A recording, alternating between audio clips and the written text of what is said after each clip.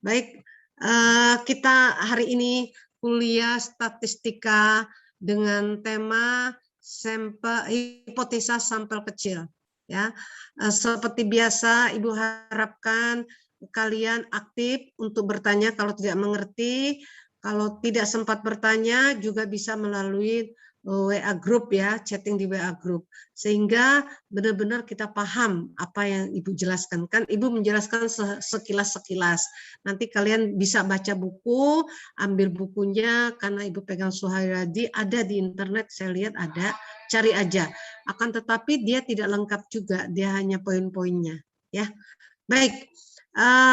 Untuk kita mulai dengan mengucapkan wassalamualaikum warahmatullahi wabarakatuh dan selamat pagi menjelang siang buat kita pertemuan kita hari ini. Semoga apa yang dipaparkan akan bisa mengerti ya, kaliannya bisa mengerti. Baik, saya share dulu sampel hipotesa sampel kecil ya. Kita lihat ini. Nah, minggu lalu sudah kita pertemuan dengan sampel besar.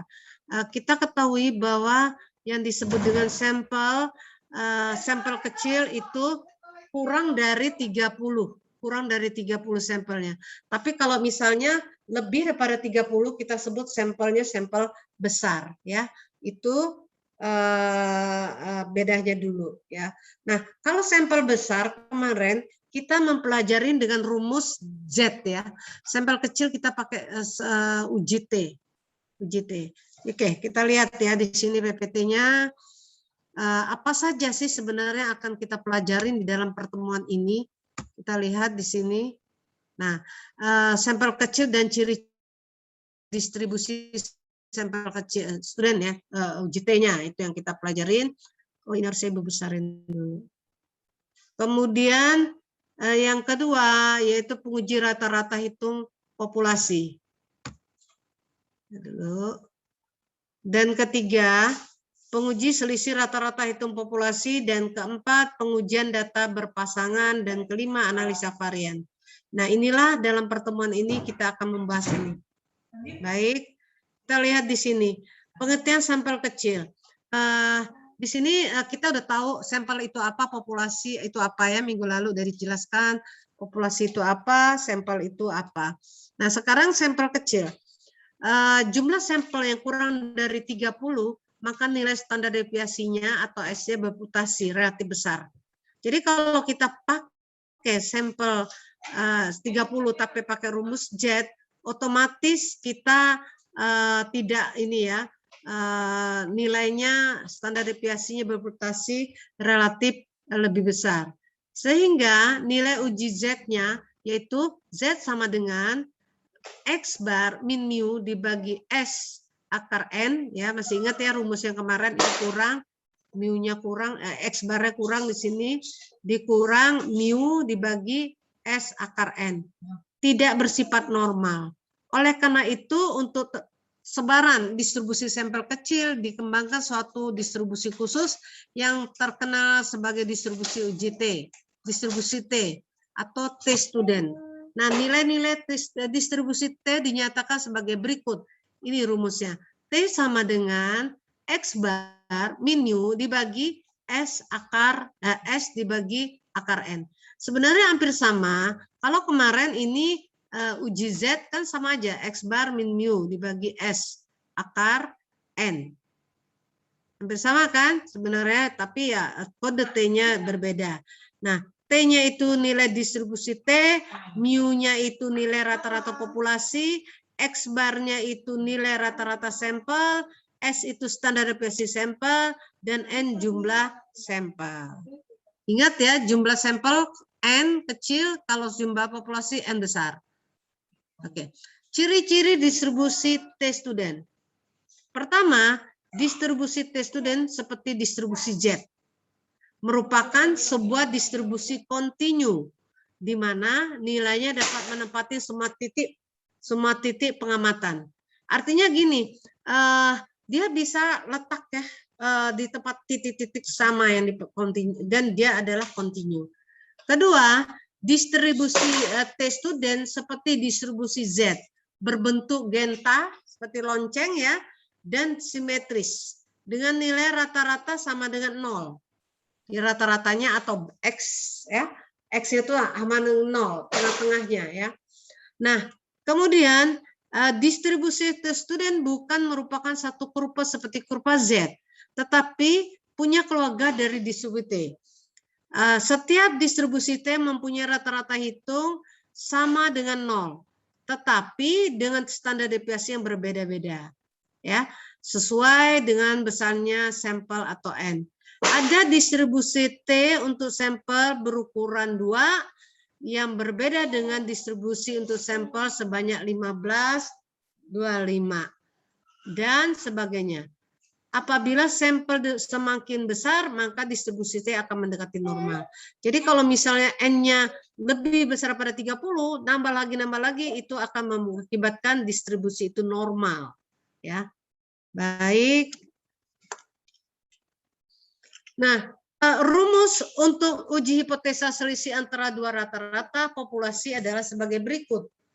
Untuk gabungan standar deviasi atau S varian ya, S varian standar deviasi sampel pertama ya, P-nya itu adalah populasi ya, sampel kecil ya, ini proporsi sampel sama dengan N1 min 1 dikali ya S1 kuadrat dikurang, ini di sini harus ada kurang ya, dikurang ditambah N2 plus N2 min 1 S2 kuadrat. Jadi hampir sama dengan ini. Jadi rumusnya itu pokoknya N1 dikurang 1 kali S1 kuadrat ditambah N2 dikurang 1 dikali S2 kuadrat. Dibagi N1 plus N2 dikurang 2. Ya, karena ada 2 ya dikurang 2. Sampelnya ada itunya apa? Variabelnya. Dan uji T menjadi, sehingga uji T-nya bagaimana? Nah, ini menjadi X1 min X2 dibagi akar S2 P itu adalah sampel dikali 1 per N1 plus 1 per N2. Oke? N2 itu berarti sampel kedua. S2 itu artinya standar deviasi kedua. Nah, kita lihat semakin banyak sampel mendekati normal. Jadi kalau seandainya ini adalah ini kan nih, ini kita lihat yang biru. Yang biru ini dia distribusi T-nya N-nya adalah min 1 sama dengan 25. Sedangkan yang ini yang apa nih, coklat ya, apa nih, ungu. Ungu ini distribusi T-nya F sama dengan N-1 sama dengan 15. Sedangkan yang kuning apa coklat ini distribusinya adalah F N-1 sama dengan 2. Nah, sebenarnya yang normal mana? Ini yang merah ini. Nah, ini normal nih. Ya, semakin banyak sampel semakin ini mendekati normal. Nah, kita lihat di sini, ini titik tengahnya ini adalah X ya, X bar, rata-rata sama dengan 0. Ini ya. Nah, di sini kalau ada yang mau bertanya langsung ya. Perbedaan antara skala Z dan skala T. Skala Z dan skala T. Nah, kita lihat di sini. Ini adalah skala Z. Nah, ini kalau di sini daerah penolakan H0, kemudian yang ini adalah distribusi penolakan ininya ya, H0-nya dengan taraf nyatanya 5% di sini ya. Kemudian kalau kita cari hitungan T-nya dapat sekitar ini, artinya nih H0-nya ditolak, tetapi HI-nya yang diterima. Kemudian kita lihat distribusi T. Distribusi T. Nah, ini hampir sama ya, tapi dia lebih sedikit ininya sampelnya, sehingga ini daerah kritisnya yaitu 2,042, daerah penolakan kalau dia letaknya di sini ya. Di bawah yang ungu-ungu itu hitungan yang kita cari UJT-nya apabila terletak di ungu-ungu itu, arsir ungu itu, maka ini H0 ditolak. Tapi kalau di sini H0 diterima. Ya. Kita lihat lagi. Nah, tahap pengujian rata-rata hitung populasi sama dengan menghitung populasi sampel besar tadi, sampel besar ya. Pertama, tahap pengujian rata-rata hitung populasi dalam sampel kecil pertama merumuskan hipotesa. Kita rumuskan hipotesa nolnya dan hipotesa alternatifnya. Kemudian langkah kedua kita menentukan taraf nyatanya. Apakah 1%, apakah 5%, atau pada taraf signifikan yang lainnya, tergantung dari pertanyaannya ya. Nah, kemudian serta mengetahui titik kritisnya. Jadi dari taraf nyatanya ini kita bisa mengetahui titik kritisnya berdasarkan pada tabel T-student. Jadi kita lihat tabelnya ya. Nah, langkah ketiga kita menentukan uji statistik dengan menggunakan rumus UJT. Ya. Kemudian langkah keempat kita menentukan daerah keputusan, yaitu daerah tidak menolak H0 atau daerah menolak 0. Dan kelima mengambil keputusan. Mengambil keputusan untuk menolak atau menerima dengan membandingkan nilai kritis taraf nyata dengan nilai UJT.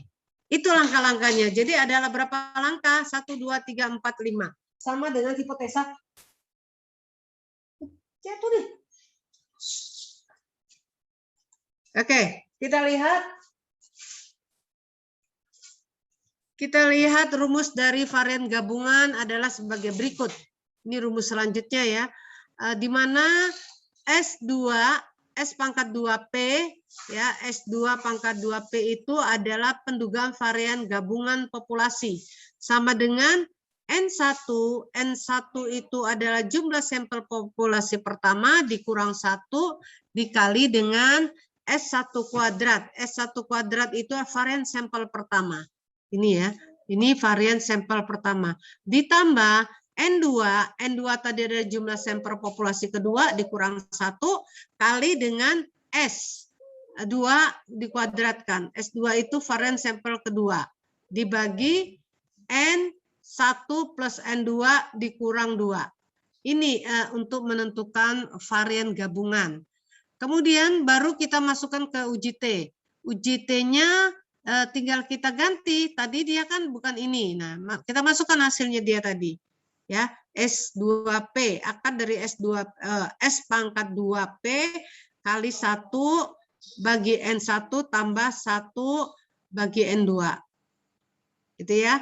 Nah, kita lihat di sini nilai pembagi pada varian gabungan yaitu N1 plus N2 dikurang 2, ini ya, juga merupakan derajat bebas gabungan antara dua sampel, ya, derajat gabungan antara dua sampel.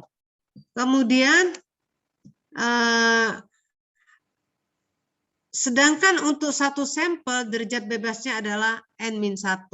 Jadi kita kalau kita pakai rumus ini, ya, dikurang N2 berarti sampelnya ada gabungan, ada N1 dan N2. Tapi kalau seandainya cuma 1, maka kita hanya N-1. Nah, uji statistik untuk pengujian hipotesis data bersamaan dinyatakan sebagai berikut. Ini maksudnya ada data, ada dua, misalnya kita ingin mengetahui perbedaan cara mengajar antara dosen satu dan dosen kedua. Nah, kita kasih nilai D-nya, perbedaannya apa? Baru kita kurangkan sehingga dapatlah D rata-rata. Ini D rata-rata. T sama dengan D rata-rata atau nilai rata-rata perbedaan antara pengamat berpasangan dibagi dengan SD akar dibagi dengan SD bagi N pangkat 2 bagi N. Nah, dan standar deviasinya atau SD dirumuskan sebagai berikut. Jadi SD-nya standar deviasinya sama dengan akar dari sigma D kuadrat dikurang D dikuadratkan dibagi N dan dibagi N-1. Ini untuk kalau kita menghitung perbedaan dua rata-rata ya. Oke. Nah, kita lihat di sini distribusi F lebih mirip dengan distribusi T. Ini kita udah masuk distribusi F ya. Distribusi F lebih mirip dengan distribusi T, yaitu mempunyai keluarga. Distribusi F-nya ini banyak sekali keluarganya ya. Ini 1, ini 2, dan ini ketiga. Nah, pada gambar di atas terlihat bahwa distribusi dengan derajat bebas, pembilangnya 5 dan penyebutnya juga 5, yang ditulis degree of freedom-nya 5,5 mempunyai distribusi F yang berbeda dengan distribusi degree of freedom-nya 20,7 dan degree of freedom 29,28 ya. Oke. Dua, distribusi F tidak pernah mempunyai nilai negatif. Kalau tadi distribusi Z ada nilai negatifnya ya, pihak kiri ya. Sebagaimana pada distribusi Z. Jadi distribusi Z mempunyai nilai positif di sisi kanan dan negatif ininya sebelah kiri. Kemudian distribusi F seluruhnya adalah positif atau menjulur ke positif. Jadi dia agak-agak menjulur begini ke arah positif. Kalau distribusi Z kan dia seperti kurva lonceng aja. Kalau distribusi F ada menjulur lebih panjang ke sebelah kirinya ya. Kemudian merupakan distribusi kontinu yang menempati seluruh titik kurva sama-sama dengan tadi. Nah, ketiga, nilai distribusi F mempunyai rentang dari yang tidak terhingga sampai 0. Apabila nilai F meningkat, maka distribusi F mendekati sumbu X, namun tidak pernah menyentuh sumbu X tersebut.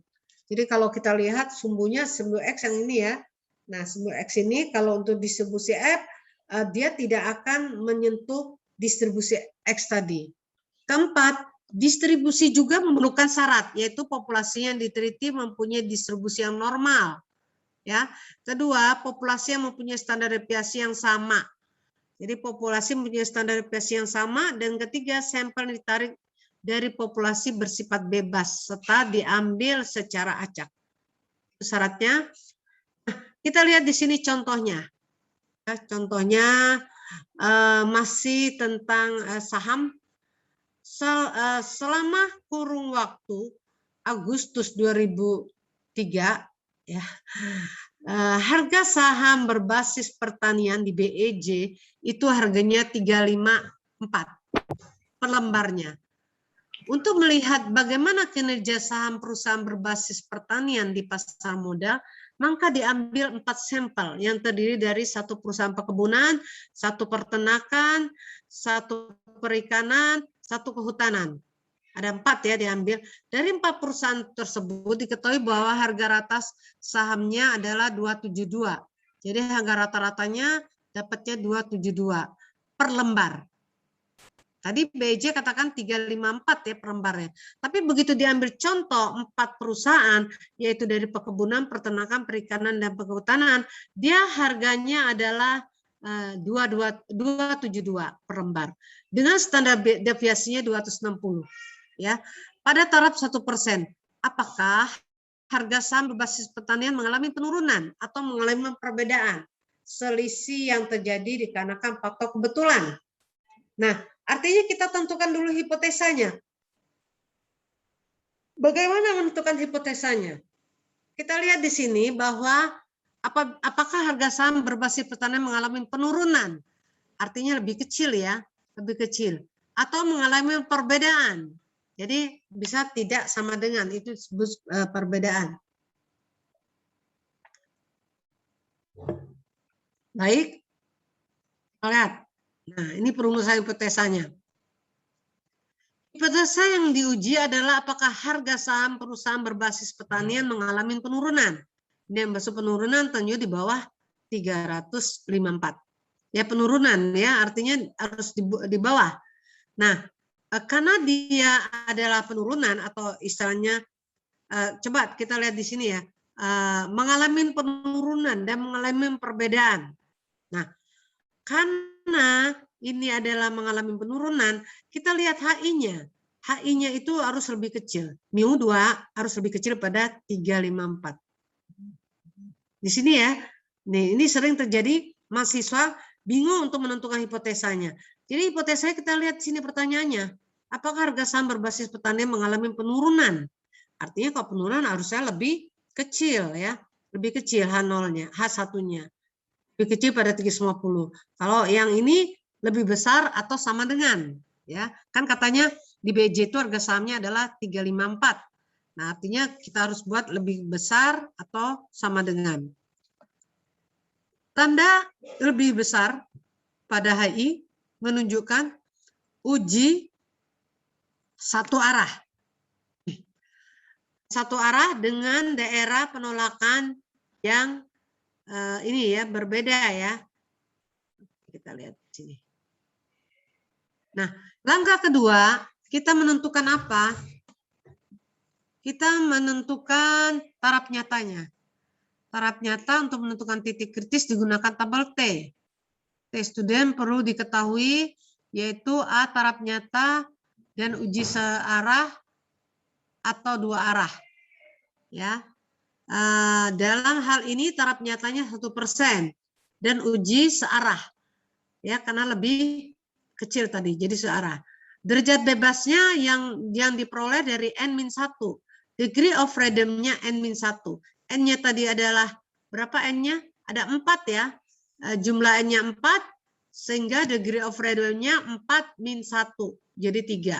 Nah, dari contoh tabel, nilai tes student dengan taraf nyata 1%, uji satu arah, dan degree of freedom-nya adalah 3, adalah ini, 4,541. Ini kita lihat tabel. Tabel ya, lihat tabel uji T. Nah, kita cari derajat kebebasannya adalah 3, taraf nyatanya 1, dapatlah 4,541. Oke ya.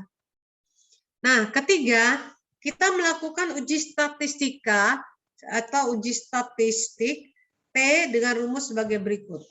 T sama dengan X min mu ya. Tadi rumusnya mu dibagi S akar N. Nah, X barnya didapat adalah 272.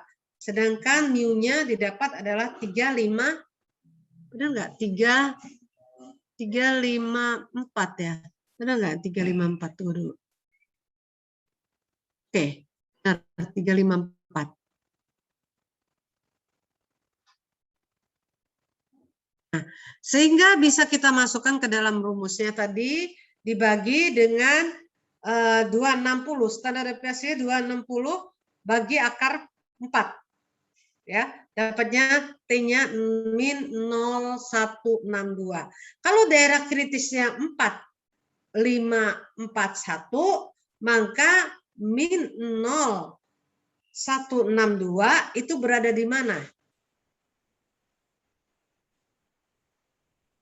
Berada di mana? Di daerah di H0 diterima atau H0 ditolak? Ya, daerah kritisnya 454, kemudian kita cari uji T-nya dapatnya min 0162. Di daerah mana ini? Pasti sebelah kiri, diterima apa ditolak? Ayo, siapa bisa bantu Ibu? Diterima atau ditolak?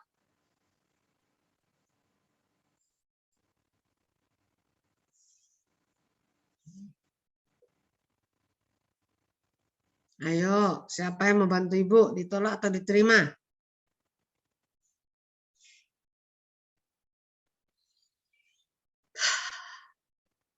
Oke, ada yang bisa bantu Ibu? Kan tadi udah nerangkan, misalnya kurvanya distribusi T, daerah kritis, kalau uji dua belah pihak ada 2, uji T-nya, di daerah kritisnya, kalau dia H0-nya dekat, terletak di 0, terletak di hipotesa H0, maka dia diterima. Kalau di daerah kritis, maka dia akan ditolak. Kita lihat di sini. T-nya itu adalah apa tadi ya?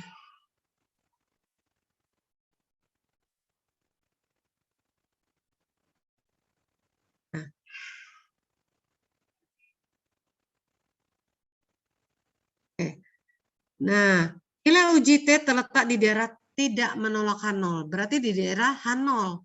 pada taraf nyata 1%. Jadi kita tahu kan rupanya ini daerah distribusi daerah krisis 4541. Hitungannya adalah 0,162. Berarti masih di daerah H0 diterima. Sampai sini? Jelas? Jadi hipotesa kita tidak mengalami perubahan karena dia terletak di daerah H0. Nah, di sini H0-nya berapa tadi? H0 yaitu lebih besar atau sama dengan. Jadi tidak ada ininya ya. H0 diterima.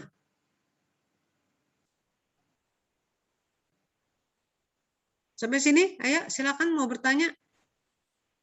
Contoh kedua. Ada yang mau bertanya? Oke. Kalau nggak ada pertanyaan, saya anggap udah bisa ya. Contoh, majalah Provertip membahas dunia hiburan dan pendapatan para artis. Hasil wawancara terdapat 16 artis pria menunjukkan rata-rata penghasilan setiap pentas adalah 35 juta. Itu ya. Artis pria menunjukkan rata-rata penghasilan setiap pentas adalah 35 juta. Dengan standar deviasinya 20 juta. Nah, kemudian diambil lagi sampel, yaitu 10 artis wanita mempunyai penghasilan rata-rata 53. Lebih besar ya pada pria ya. Nah, dengan standar deviasinya 32 juta. Dengan taraf 5%, apakah tidak terjadi bias gender dalam pendapatan antara artis pria dan wanita? Kira-kira ada gendernya nggak? Kalau pria itu rata-rata penghasilannya sekali pentas 35 juta, kemudian kalau perempuan itu rata-rata sekali pentas 53 juta, itu diambillah 16 pria dan 20 artis wanita ya, ada 10 artis wanita. Oke, sudah paham soalnya? Nah, apakah tidak terjadi bias gender? Tidak terjadi bias gender antara artis pria dan wanita. Tidak terjadi bias gender, berarti sama dengan. Artinya artis laki-laki sama dengan artis perempuan, karena tidak beda. Paham? Paham nggak ini? Nih, apakah terjadi bias gender dalam pendapatan antara nih? Jadi hipotesisnya berarti sama dengan, karena belum tentu. Apakah tidak terjadi? Berarti kalau tidak terjadi sama dengan. Jadi H0-nya μ1 sama dengan μ2. Tidak ada perbedaan ya. Atau μ1 dikurang μ2 sama dengan 0. Nah, lawannya berarti tidak sama dengan 0. Antara pendapatan laki dan wanita itu tidak sama dengan 0. Berarti ada perbedaan gendernya tadi ya. Nah, tanda tidak sama dengan pada HI menunjukkan uji dua arah. Ingat ini, kalau dia tidak sama dengan artinya uji dua belah arah.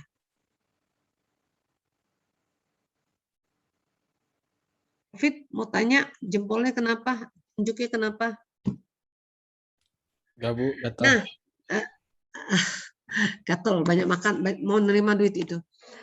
2. Menentukan taraf nyata yaitu 5%. Nilai tes student dengan taraf nyata 5% atau 0,05 uji dua arah. Berarti alfanya kita bagi 2 ya nanti ya. Nah, uji dua arah dan degree of freedom-nya N1 plus N2 dikurang 2. Karena ada dua perempuan dan wanita ya. Sehingga 16 ditambah 10 dibagi 2 adalah 24. Nah, 24 kita lihat di sini di tabel T ininya adalah 0,05 dibagi 2 sehingga kita dapatkan hasilnya adalah 2,064. Nah, setelah itu kita buat langkah ketiga yaitu menguji uji standar T. Nah, di mana kita harus mencari S kuadrat P sama dengan N-1 dikurang 1 dikali S1 kuadrat ditambah N2 min 1 kali S2 kuadrat. Sehingga N-nya adalah 16 dikurang 1, kemudian S2-nya, S1 kuadratnya adalah 20, sedangkan N2-nya adalah 10 ya. N2-nya 10 dikurang 1, S2 kuadratnya adalah 32 berapa tuh? 32 kuadrat. Sehingga dapatlah 634. Nah, setelah itu kita masukkan ke rumus T-nya. X1-nya adalah 35, X2-nya 53 dibagi dengan akar, ya akarnya harus panjang ke sini, yaitu SP2-nya 634 dikali dengan 1 per N1-nya tadi adalah 16, ya, ditambah N2-nya 10. Sehingga langkah keempat menentukan daerah keputusan dengan daerah kritis. Nah, daerah kritisnya 2,04. Sedangkan uji T-nya adalah -177. Apakah ini ditolak apa diterima? Daerah kritisnya 2,064. Sedangkan dia terletak di mana? Dia terletak di H0 diterima, ya. Jadi nilai uji T terletak daerah penerimaan H0 pada taraf 5%, ini menunjukkan bahwa terdapat cukup bukti bahwa penghasilan artis pria dan wanita sama. Sama ya. Kenapa katakan sama? Karena tingkat penghasilan tidak sama, maka dapat disimpulkan tidak terjadi bias gender.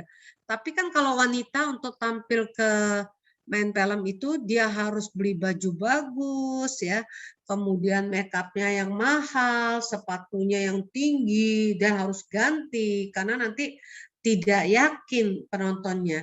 Tapi kalau laki-laki atau pria, artis pria, dia tidak banyak make up, dia baju juga ya paling kemeja gitu ya atau kaos, pakai celana jeans udah bisa nampil nyanyi.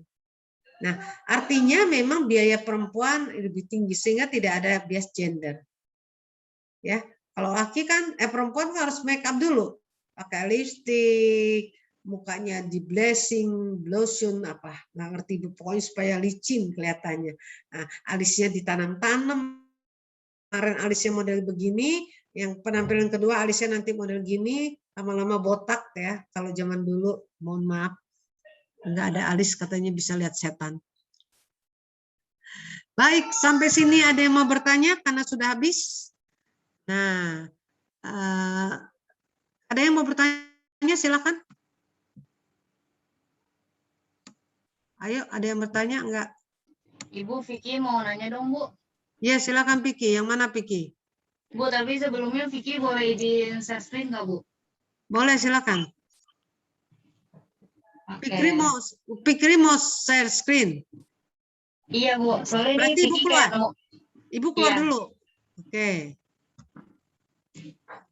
Nah, silakan Fitri. Ibu. Jadi Vicky itu sempat lihat-lihat soal kan, mana yang enggak. Udah terlihat belum, Bu? Ya. Nah, terus Vicky nemu soal ini nih, Bu. Vicky sempat bingung nih. Ini tuh pengujian. Kedengeran banget nggak, Bu, suaranya? Udah kedengeran. Silakan. Oke, tadi ada suara tante. Ini tuh jatuhnya soal untuk pengujian hipotetis yang berpasangan atau itu ya, Bu? Apa standar deviasi ya, Bu? Ini pengujian yang tadi kayak kita terakhir tadi ya. Yang terakhir ini kan kita lihat suatu klub kesegaran jasmani ingin mengevaluasi program diet. Kemudian dipilih secara acak 10 orang anggotanya untuk mengikuti program diet tersebut selama 3 bulan. Data yang diambil adalah berat badan sebelum dan sesudah program diet dilaksanakan, yaitu ini. Jadi kita lihat perbedaannya. Oh iya, ini uji beda ya. D-nya harusnya dikecil, uji beda. Artinya ini sebelum orangnya sama, pesertanya 1/10, sebelum dia meminum obat itu berat timbangannya ini. Ya, kelas berat ini. Sesudah dia minum obatnya ini peserta nomor 1 turun 5 kilo, kedua turun jadi berapa kilo nih? 3 kilo turunnya. Ketiga turun juga dari 92 jadi 87 dan seterusnya. Nah, ternyata setelah ada penurunan. Nah, karena uji beda, ya uji beda, maka 90 dikurang 85 sama dengan 5. 96 dikurangi dan seterusnya sehingga dapat nih. Apakah program diet tersebut dapat mengurangi berat badan minimal 5 kilo? Lakukan pengujian pada taraf nyata 5%. Jadi nanti kita ujinya uji pakai uji T beda. Yang tadi ya, D rata-rata. Gitu ya. Apakah program diet tersebut dapat mengurangi berat badan? Jadi tetap aja berat badannya kita hipotesakan 5 kilo. Gitu ya. Siapa tadi yang nanya? Vicky, Bu. Oke, Vicky. Bu. Oke, Bu. Terima Nah. kasih, Ibu. Nah, ini udah bisa buat soal nih. Ibu belum sempat Enggak, Bu. cari Saya soal. nemu soal ini. Nah, nemu soal. Di-share aja ke nyari-nyari aja. teman-temannya. Coba Ya, di-share oke, nanti Bu. ke teman-temannya. Bisa nggak teman-temannya mencari ini? Dengan rumus uji beda tadi. Oke, Bu. Saya Oke, izin Vicky. stop share ya, Bu. Ya. Makasih, Bu. Ya, sama-sama. Yang lain silakan. Yang lain ada pertanyaan? Oke, kalau tidak ada pertanyaan, maka Ibu tutup ya. Ibu tutup, nanti lepaskan kirim ininya baru kita bicara yang santai. Baik, dengan berakhirnya Ibu berpresentasi dari hipotesis sampel kecil atau uji perbedaan, untuk itu tadi ada yang bertanya, kemudian ada juga yang memberi contoh soal, itu yang diharapkan oleh Ibu, nanti kalian carilah soal yang mencontohkan rumus-rumus yang tadi Ibu buat. Tadi kan rumusnya banyak, cuman Ibu uji T aja tadi. Coba cari lagi yang uji F dan sebagainya. Nah, itu Ibu tugaskan buat kalian. Kalau seandainya Anda sudah buat, silahkan masuk ke Google Classroom soalnya. Ya, baik. Dengan mengucapkan Alhamdulillahirabbil alamin, kita akhiri pertemuan kita. Semoga kita tetap sehat, tetap semangat untuk kuliah pakai daring.